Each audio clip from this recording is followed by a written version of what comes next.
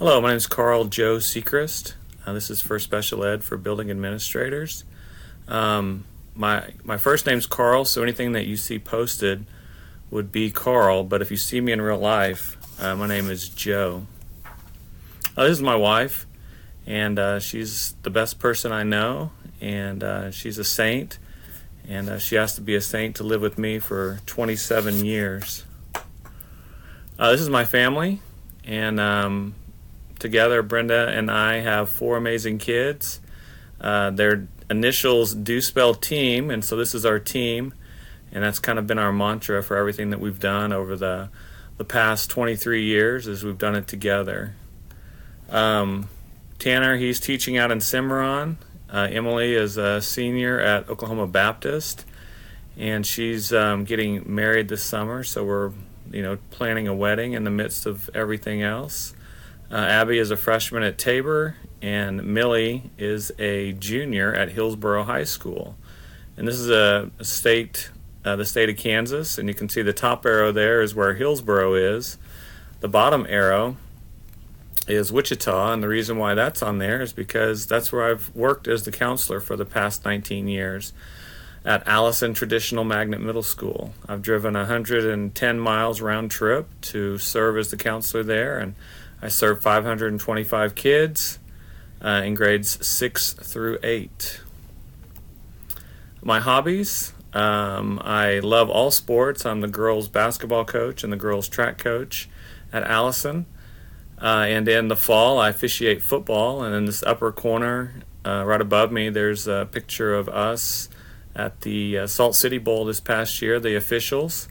And it was an honor to get to be chosen to do that. I was the alternate. And then in the lower left-hand corner, I'm just a huge Chiefs fan. And this is my son and his friend and my brother and his son at the Chiefs game, at the AFC Championship game, which the Chiefs lost to the Patriots. So that didn't end the way we wanted it to, but it's one of those things. Just talking a little bit about Allison. First of all, Allison's the district middle school for students who are visually impaired, for the visually impaired program. Currently, we have 3 students in 7th grade who are visually impaired in the district, and they all come to school at Allison. Next year, we'll be adding another 3 students that are in 5th grade this year, and they'll move up and they'll come to Allison. One of the unusual things about Allison is we are a traditional magnet, and that means we have strict discipline and rigorous academics. Part of that is that if you live anywhere inside of Wichita, you can fill out an application, and if you get chosen to come to school there, you can come to school there for the 3 years. We do have standardized dress, and so it's a lot of unusual things in the midst of Wichita Public Schools. A lot of good unusual things. We do have SPED students as well as the visually impaired program. So although we do preach rigorous academics, we do have students across all grade levels that have some issues with learning, and so we do have CWC classes, and that has para support in it. We have 2 classes per grade level. And that kind of helps with being able to separate some kids out so that they don't track all day, because we do have some tracking. Even though with 500 kids, we do have kids who spend all day together. We do also offer some pull-out classes with a modified curriculum for each subject. And then we do offer speech and language services. We have in our district, we have some hearing interventions that we can call some people, and they can come and help us with any student who has some hearing issues. I've already talked about the visually impaired students, and we do offer gifted services in our building for those students who would need those services in the district there.